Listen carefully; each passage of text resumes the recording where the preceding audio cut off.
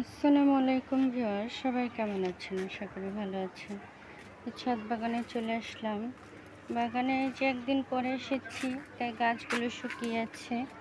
তো এদিকে সুন্দর সুন্দর ফুল ফুটে আছে, জবা, দুলন চাপা খুবই সুগন্ধি ফুল। আর এদিক দিয়ে পেস্তালু ধরে আছে, তেঁতুল গাছ, লেবু গাছ, সব ধরনের ফুলের গাছ। তো আমার মাধবীলতা ফুল হয় না কেন জানি না। গাছ বেয়ে বড় হয়েছিল, কিন্তু লতানো গাছ ফুল হয়নি, কেটে দিতে হবে সম্ভবত। আর এদিকে আরও নানা রকম ফুলের গাছ আছে। তো সব গাছেরই একই অবস্থা। আর এদিকে বেগুন গাছগুলো হচ্ছে আবার সুন্দরভাবে। ফুল গাছের এই অবস্থায় শুকিয়ে কাঠ হয়েছে।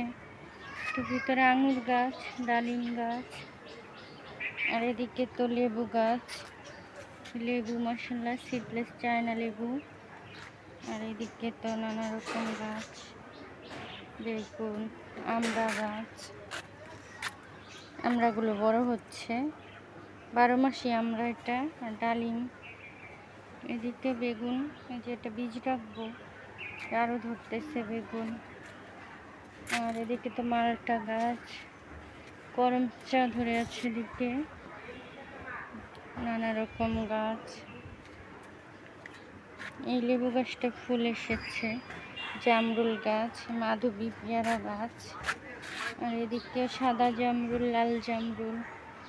আর এদিকে তো পাতাগুলো সুন্দর হয়েছিল, আবার পেকে যাচ্ছে পাতাগুলো পানির অভাবে।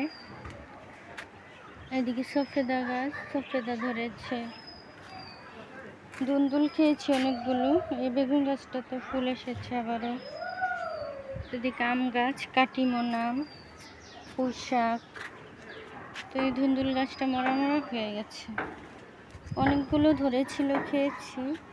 আর এদিকে আমার পোলাও পাতার গাছ, 12 মাসি আমের গাছ, তারপরে আপেল বড়ই, পিছনে হলো গাছ আছে কলা গাছ, এদিকে বড়ই গাছ, সফেদা, পেঁপে, এদিকে নানা রকম গাছ, শাকসবজির কি সুন্দর হয়েছে। কচু পাতা বড় বড়, কচু শাকগুলো কিন্তু খাওয়া ভালো খুবই শরীরের জন্য।